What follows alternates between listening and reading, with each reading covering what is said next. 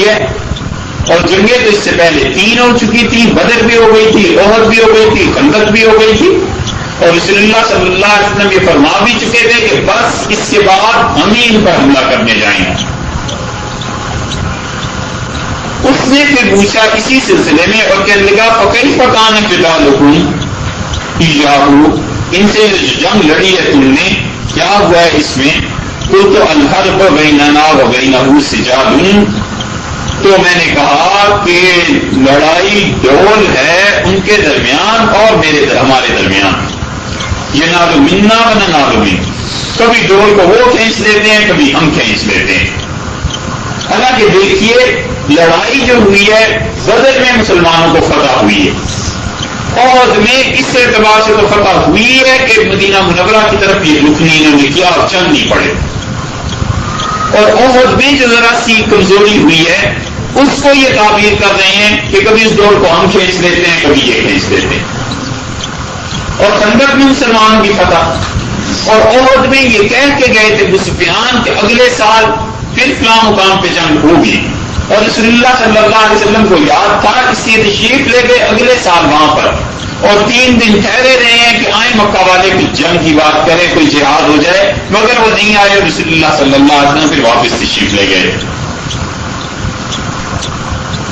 پھر اس سے پوچھا ایک اور سوال اور کہتا ہے کہ فَمَاذَا يَأْمُرُكُمْ، کس چیز کا حکم دیتے ہیں تمہیں؟ وہ 10واں سوال اس نے کیا۔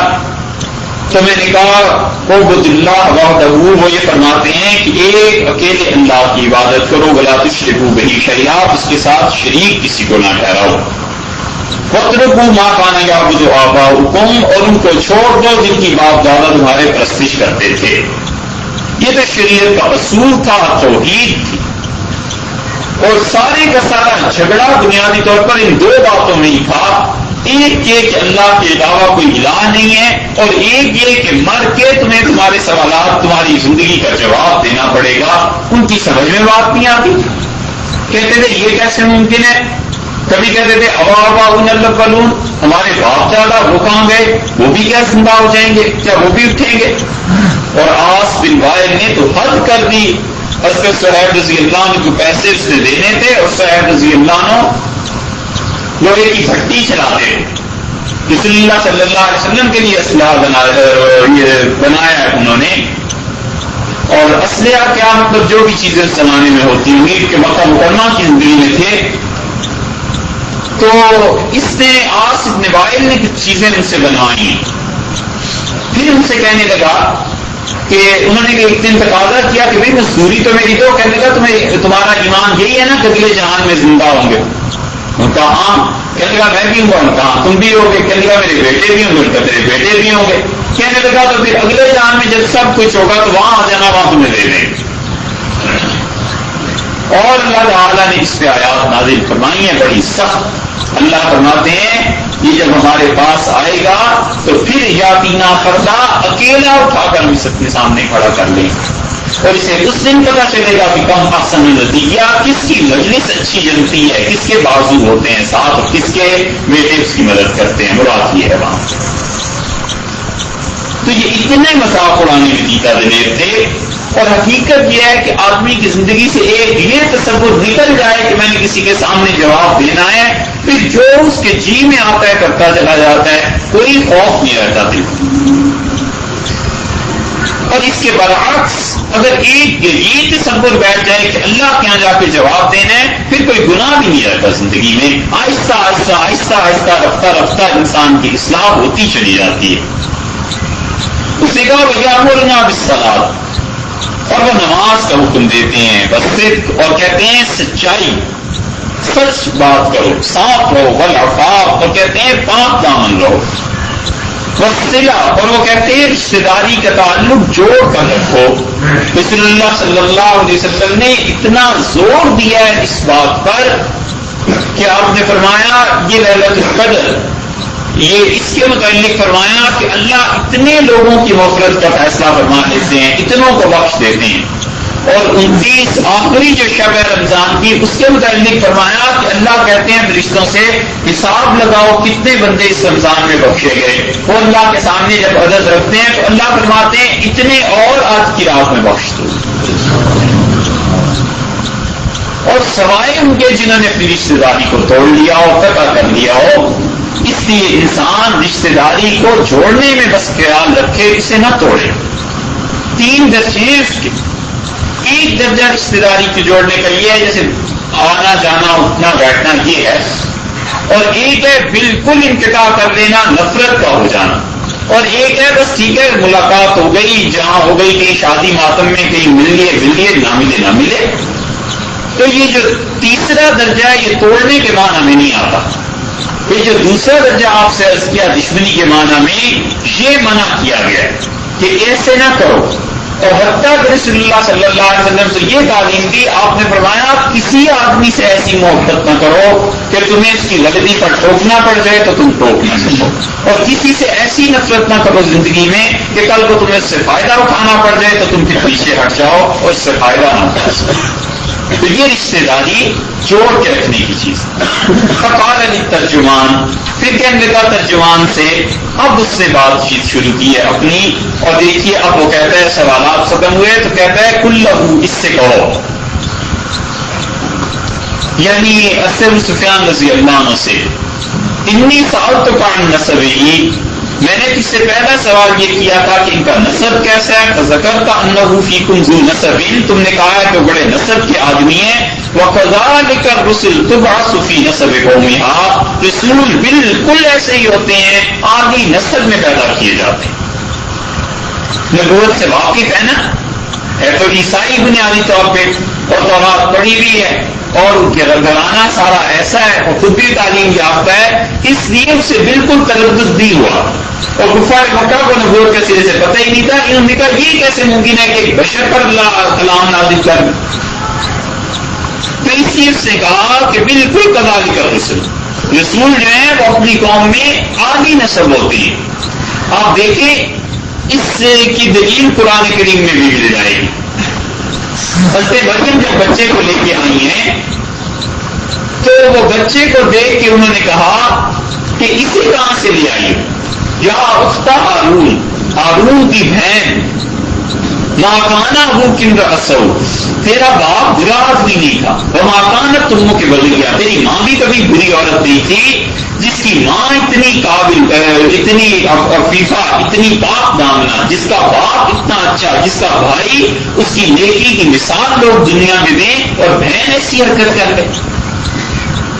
اس سے پتا چلتا ہے کہ حضرت عیسیٰ علیہ السلام آپ رشتے تک گنے تو دراصل بات یہ کہہ رہے تھے یہ جو بچہ ہے اس کا ماموں اتنا نیک ہے، اور اس کا نانا ایسا ہے اتنا اچھا، اور اس کی نانی اتنی پاک دامنہ، اور ماں اس کی ایسی ہو گئی. فاشارت الیہ، اس نے بچے کی طرف اشارہ کر دیا. قالوا کیف نکلم من کان فی المہد صبیا، انہوں نے کہا اس بچے سے کیسے بات ہو سکتی ہے، یہ تو بھی بوڑھے میں ہے. قال انی عبد اللہ، وہ بچہ خود بولا اور کہنے لگا میں اللہ کا بندہ ہوں. آتانی الکتاب، اس سے مجھے کتاب عطا فرمانے کا فیصلہ کیا ہے. وجعلنی نبیا، اور اس سے مجھے نبی بنا دیا. وبرا بوالدتی، اور مجھے میری والدہ کا خدمت گزار بنایا ہے، میں جب تک زندہ ہوں اپنی والدہ کی خدمت کرتا رہوں. اور پھر انہوں نے کہا السلام علیہ، اور خدا کی سلامتی ہو مجھ پر جس دن میں پیدا ہوا ہوں، جس دن میری وفات ہو جائے، جس دن میں دوبارہ اٹھا کر کھڑا کیا جاؤں گا، اللہ کی سلامتی میرے شامل حال رہے. یہ عیسیٰ علیہ السلام نے اپنے متعلق کہا ہے. تو وہاں بھی نسب کی بات آئی کہ کیا ہے. پھر کہنے لگی میں نے تجھ سے سوال کیا تھا کہ حل قال احد منکم ھذا القول قبلہ،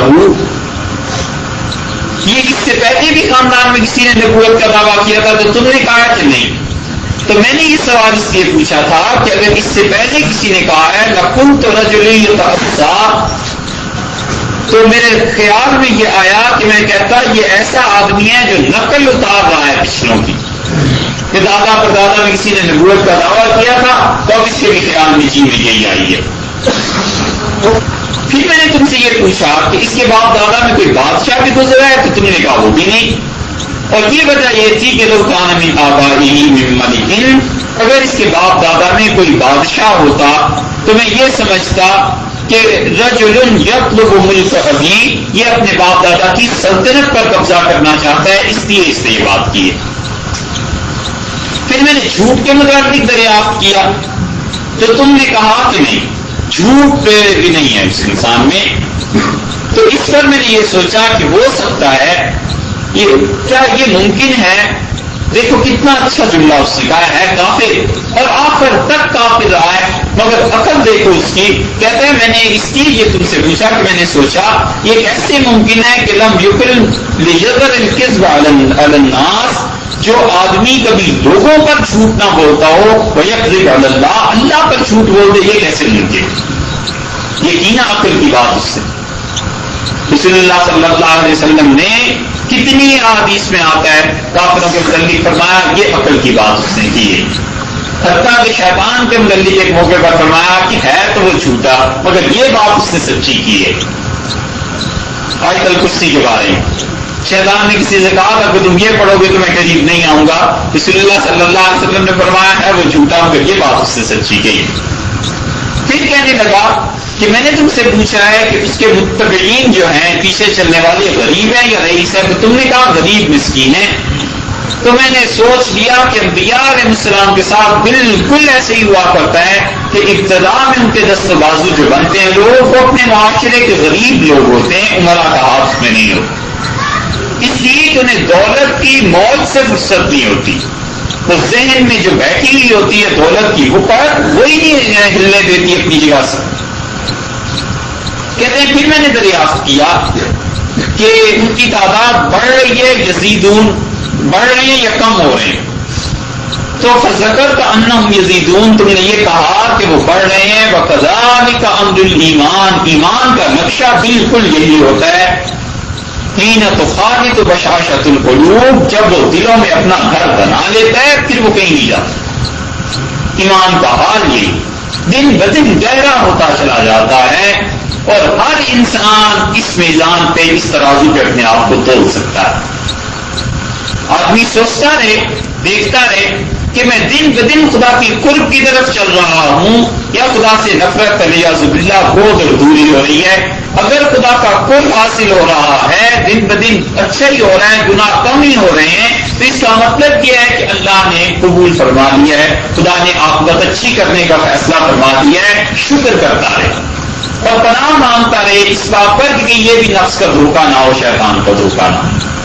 اور اگر احساس یہ ہو کہ دن بدن برائی کی طرف چل رہے ہیں تو اس کا مطلب یہ ہے کہ پھر اللہ کے یہاں سے معاملہ کچھ اور ہو گیا، اس کے برعکس جو پہلے بیان کیا۔ تو یہ چیز ہے، اس نے کہا کہ کمال کی حد تک ایمان پہنچ جاتا ہے جب وہ دلوں میں گھر کر لیتا ہے، بس پھر اس کے بعد وہ نکلتا نہیں۔ صحابہ رضی اللہ عنہ کا ایمان تو صحابہ رضی اللہ عنہ کا تھا۔ شاہ عبد الرحیم صاحب رائے پوری رحمۃ اللہ علیہ اپنے خدام سے کبھی کبھی فرماتے تھے کسی چیز کے متعلق کہ جنت کا مزہ آ رہا ہے، جنت کی خوشبو آ رہی ہے، اور ایمان ہے ہی یہ چیز کہ جب وہ دل میں بس جاتا ہے پھر جب جنت کی ہوا چلتی ہے اس کو اس عالم میں بھی محسوس ہوتا ہے کہ کوئی چیز میرے پاس پہنچی ہے ادھر سے۔ حضرت سعد رضی اللہ عنہ نے یہی کہا کہ نضر ابن مالک عہد میں مجھ سے کہنے لگے کہ ادھر آ سعد، یہ عہد کے پیچھے سے جنت کی خوشبو آ رہی ہے، تجھے جنت دلا، اور وہاں سے مسلسل تیر آ رہے تھے، اور وہ کہتے ہیں میری تو ہمت نہیں پڑی، سعد رضی اللہ عنہ کہتے ہیں میں پیچھے ہو گیا، اور جب اس کی لاش کو ہم نے اٹھایا ہے تو ایک کم 80 زخم اس کی لاش پر تھے، تیروں کے، تلوار کے، نیزے کے۔ جنت کی خوشبو آنے لگی تھی نا، یہ بالکل اسی طرح ہوتا ہے۔ اس لیے جس انسان کو خود اللہ کی معرفت جس حد تک بھی نصیب ہو جائے پھر چیزیں اپنی وقت کھو دیتی۔ مولانا سلیمان صاحب بن مراد آبادی رحمۃ اللہ علیہ کسی نے کہا کہ حضرت رامپور کے نواب صاحب بلاتے ہیں اور فرماتے ہیں حضرت اگر ہمارے یہاں آئیں تو ہم 1,00,000 روپیہ نظر کریں گے۔ یہ 18ویں صدی کی بات ہے۔ تو حضرت سلیمان صاحب رحمۃ اللہ نے فرمایا جی خاک ڈالو 1,00,000 روپے پہ، آگ لگاؤ اس کو، ہماری بات سنو، جو ہم دل پہ اس کا کرم دیکھتے ہیں تو دل کو بے از جام جم دیکھتے ہیں۔ جمشید ایران کا بادشاہ جس کے پیالہ مشہور ہے کہ دنیا اس میں نظر آتی تھی، جب ہم اپنے دل کو دیکھتے ہیں اتنی عنایات ہیں، اتنی مہربانی ہے، 1,00,000 روپیہ کی چیز ہے۔ یہ ہے ایمان. جب خدا سے شناسائی ہو جاتی ہے، اللہ سے تعلق جتنا گہرا اور مضبوط ہوتا جاتا ہے، مخلوق کی قدر بکر دل سے نکل جاتی ہے، نہ پیسے کی نہ کسی انسان کی. صاف آدمی، راست گو آدمی، کوئی پرواہ نہیں ہے. ساری دنیا ساتھ چل پڑے تو پرواہ نہیں، ساری دنیا چھوڑ دے تو کوئی پرواہ نہیں. بس اللہ کے ساتھ جو تعلق ہے اس کو کسی قیمت پہ وہ توڑنا نہیں چاہتا. پھر کہتے ہیں میں نے تم سے پوچھا تھا کہ حل یغدر، وہ کیا وعدے کی خلاف ورزی کرتے ہیں؟ تم نے کہا نہیں. وَكَذَلِكَ الرُّسُلُ، اور رسول ایسے ہی ہوتے ہیں کہ لا تغدر، وہ کبھی وعدے کی خلاف ورزی نہیں کرتے. یہ بھی رسول اللہ صلی اللہ علیہ وسلم اللہ کی طرف سے ہیں، یہ نہیں کرتے. پھر میں نے تم سے پوچھا کہ ان کی تعلیمات کیا ہیں؟ تم نے کہا اللہ کی عبادت کرتے ہیں اور یہ کہتے ہیں کہ خدا کے علاوہ کوئی خدا نہیں ہے اور اللہ کے ساتھ کسی کو شریک نہ ٹھہراؤ. اور ینہاکم عن عبادت الاوثان، منع کرتے ہیں بتوں کی عبادت سے اور نماز کا اور سچائی کا، پاک دامنی کا درس دیتے ہیں.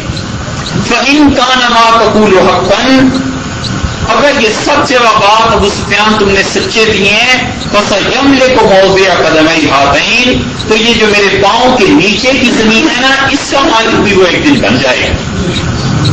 دیکھا کہاں اس کی نظر پہنچی ہے.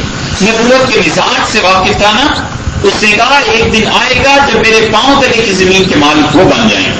وَكُنْتُ عَالَمُ أَنَّهُ خَارِجٌ، اور مجھے پتا ہے یہ یقیناً ہوگا. مجھے پہلے ہی سے علم ہے کہ ایک نبی نے آنا تو تھا، مگر لم اکن اظن انہ منکم، لیکن مجھے یہ خیال نہیں تھا کہ وہ ادھر پیدا ہوں گے. ان کا خیال یہ تھا کہ اہل کتاب میں عیسائیوں یہودیوں کے یہاں کہیں ہوں گے، پچھلا معاملہ ہوگا، لیکن یہ پتا نہیں تھا کہ وہاں آئیں گے جو بالکل ان پڑھ تھے. اور رسول اللہ صلی اللہ علیہ وسلم کے امی ان پڑھ ہونے پر جتنی اچھی بات سادی نے کہی ہے ہم نے آج تک نہیں پڑھی بیٹی. اور سادی نے کہا ہے یتیمے کے ناپردہ قرآن درست، یتیم جس نے کہیں پڑھنا لکھنا نہیں سیکھا، کتب خانہ چند ملت بشست، کتنی قوموں کے کتب خانے اس نے بالکل صاف کر دیے. جو خود لکھنا پڑھنا نہیں جانتا تھا اس نے کتنی قوموں کے قانون اور لکھت پڑھت بیکار کر دی. تو انہوں نے کہا کہ مجھے نہیں پتا تھا. فلو آدم انی، اور اگر مجھے پتا ہوتا کہ میں ان کے پاس جا سکتا ہوں اخلص الیہ، تو میں ان کی طرف حاضری دیتا. لتجشمت لقاءہ، پوری کوشش کر کے ان کی ملاقات کرتا. ولو كنت عنده، اور اگر میں رسول اللہ صلی اللہ علیہ وسلم کے پاس ہوتا، لغسلت عن قدمه، میں ان کے پاؤں دھو لیتا. یہ جسے محاورے میں کہتے ہیں پاؤں دھو کے پینا، یہ وہ چیز ہے. اس نے کہا کہ میں ان کے پاؤں دھو لیتا اگر میں ان کے پاس ہوتا. یہ ہے وہ چیز جو اس نے کہی. ایک طرف اتنے تعلق کا اظہار اور دوسری طرف آخر وقت تک کافر رہا. اگر محض نبی کریم صلی اللہ علیہ وسلم کی تعظیم اور محبت ایمان کے علاوہ نفع دیتی تو اسے دیتی اور اس سے زیادہ اس سے مطالب کو نفع ملتا. مگر یہ بات نہیں. بات یہ ہے کہ کس انسان نے رسول اللہ صلی اللہ علیہ وسلم کے دین کے لیے کام کیا ہے، کس انسان نے وہ کام کیا ہے جس کو چھوڑ کے نبی کریم صلی اللہ علیہ وسلم امت میں گئے تھے، چاہے وہ دور ہی. حسین صاحب مدنی رحمۃ اللہ علیہ کی وفات کا وقت جب قریب آیا تو وہاں زکریا صاحب رحمۃ اللہ علیہ عیادت کے لیے ایک مرتبہ تشریف لے گئے. تو اس نے فرمایا مولوی صاحب آپ کا کافی دنوں سے انتظار تھا مگر آپ آئے نہیں، تو میرے بھتیجے محمود کا خط آیا تھا مدینہ منورہ سے اور میں نے جواب لکھنا تھا، پھر میں نے سوچا لکھ دیتا ہوں، تم سے مشورہ لینا. اور فرمایا اس نے خط میں لکھا ہے کہ تم مدینہ منورہ آ جائیں، آپ حضرت چچا ارادہ فرما لیں اور دونوں حکومتوں سے میں نکٹ دوں گا، سعودیہ والوں سے بھی اور ہندوستان والوں سے بھی، جہاد آئے اور آپ کو لے جائے.